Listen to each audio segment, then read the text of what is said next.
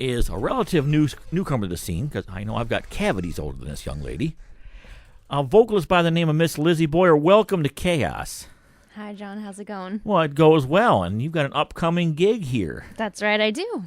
That'll be happening Monday, is it? It's actually going to be Friday, March 11th. Right, a week from tonight. Mm-hmm. So if you can't be here catching my show, this is a good place to be. I only let people off the hook if they're going to live jazz. Otherwise, I'm just really put out about the whole thing. Good call. And you'll be joined by some august company, I might add. Yeah. We're going to have Joe Bach on the keys and Steve Lucino on bass and Richard Lopez on trombone. All good friends of the firm. And, hey, enough of you get out there. You know these cats. You know the sound's going to be really, really good. Now, I've been joshing you about your age. Do forgive a geezer. You're all of, 23, I believe. Oh, you are very good. Mine like a steel sieve. And how long have you been at this? Well, technically, I've been singing since a very small age, or young age. But I've been professionally singing for about 4 years now. What made you decide it was time to be a jazz singer? I'm always curious about that.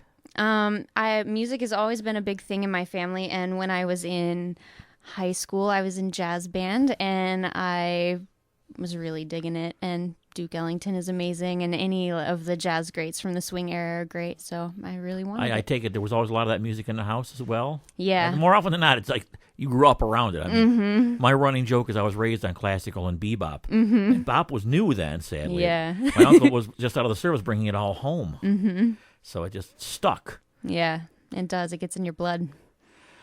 So do you, by chance, I realize, the wee small kid stuff, nobody remembers all of it. We don't remember, so our parents keep dragging out to embarrass us later. And then you did that thing. And he said, oh, shut up, Mom. Just shut up. But do you remember the first time you actually heard an artist or someone and just were riveted and just like galvanized? Yeah. So I grew up in the Tumwater School District, and my parents were members of OB Credit Union, and every year they'd have their big thing for members, and the Tumwater High School Jazz Band used to play at it. And actually, I'd heard all kinds of great music, but I'd always sit as close to the band as I could, and I would just stare at them the whole time, hoping for the day that I would be a part of the jazz band. So that's kind of how it got me. Now, a minute ago, you mentioned, of course, the Duke and the whole swing era. Do you tend to go more conventional big bands, where you're a little more of the jump swing, like Basie, or just a little bit of this, a little bit of that? It's a combo, yeah. It's definitely a combo of all of that. And be safe guess if I ask you influences, you're going to say Ella, Sarah, Carmen McRae, and etc. Anybody on the scene currently you're listening to that really grabs you and makes you pay attention in that realm? Ernestine Anderson. Oh, ever a classic, yeah. I know for me, my current favorite is, again, relative newcomer, but Roberta Gambarini. And if you haven't caught her, I recommend highly. I will. She's got an alto that will just rip your socks off. Oh, yeah. And it's funny because you listen to her and you'll swear she stepped off the stage back in the day. Oh, yeah, that's awesome. But then you interview her, and suddenly you realize, yeah, she's from Torino, Italy. Nice Italian girl. Yeah, cool. It's one of those. But she actually put together her own label a while back, and just because she couldn't get people to listen to her seriously, so all right, I'll make my own. Oh, that's a good idea. Oh, yeah. Yeah. So it's going to be a quartet, like I say, with yourself, Mr. Bach, Mr. Lucino, and Mr. Lopez. I'll call him Mr. tonight. I know it feels funny when I call him Sir, but he'll get over it. What kind of sets can we expect? I'm just curious what's in your bag of tricks. Oh, I can't give all my secrets away, but it is going to be geared towards swing dancers, so it's all going to be danceable music. There's going to be some slower ballads. Bewitched is going to be in there. There's going to be Don't Mean a Thing, of course. It's almost obligatory these days. I know. Let's see. What am I doing that's... I Found a New Baby, I think, is a song that's not... That doesn't get covered a lot. Yeah. No, that actually doesn't get covered a lot. Yeah, so that'll be in there. Is that something you kind of look for stuff that has the feel you want but hasn't been done to death? Yeah, unique songs, definitely. Well, it sounds like it's going to be a really, really fun time. I'm pretty excited. Geez, you get done with that, we'll have to get you into the one night with Vince down at Swing on a Saturday night. Oh, yeah. A little more intimate and just you and the guitar, but... Definitely doable, though. Oh, yeah.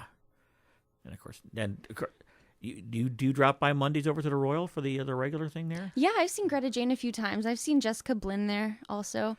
And then there's a swing dance that happens Sunday night. And they Christine have Corey. Oh, no, she's on Tuesday. The other swing dance. Yeah, there's a swing dance on Sunday night, and they have live music there actually once a month. So they've had the Lakewood Community Jazz Band there. They had Vince Brown there with his quartet. Joe Bach was actually playing with him there. So I've seen quite a bit of jazz around here. Like I said, this town's rich for it. It is. It's amazing. Between the Seattle and Portland I-5 corridor for jazz and blues, I mean, you can't swing a cat. Yeah. Well, you could, and it's kind of fun. It's going to hit someone else, though. But, yeah, we're very rich in artists and music. Mm-hmm. So, now, one more. Where is all this wonderful stuff happening? So it's at the Royal Lounge on Friday go. nights, 7:30 to 9:30, and the cover is $3. I admire the way the Royal can just change hats the way they won't let themselves, well, they're just a hip-hop joint. Or, they're just, the nightclub joint. They're just, no, we're a place you can come and be entertained. Mm-hmm, definitely. And they reach out to area artists. It's really cool of them. Yeah, it is. So props to the Royal. And that is a week from tonight. Time is 7:30 p.m. at the Royal. Ms. Lizzy Boyer with Joe Bach on the keyboards. At the bass, Sandra and Steve Lucino. And on the woodwinds, windy old Richard Lopez. And like I said, Lizzy tearing them up with the singing.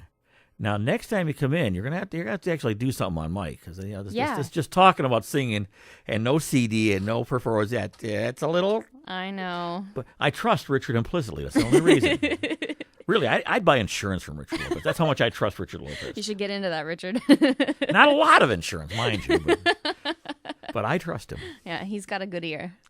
All right, then. Well, thank you for swinging by. Thank you for having me. Standing offer. And again, jazz performers, you got a gig coming up. You want to talk it a little bit and you want to perform. We got a studio. It's fun here. Ask Dr. Lopez. He'll tell you we have a fine studio for performing in. He'll attest to that happily.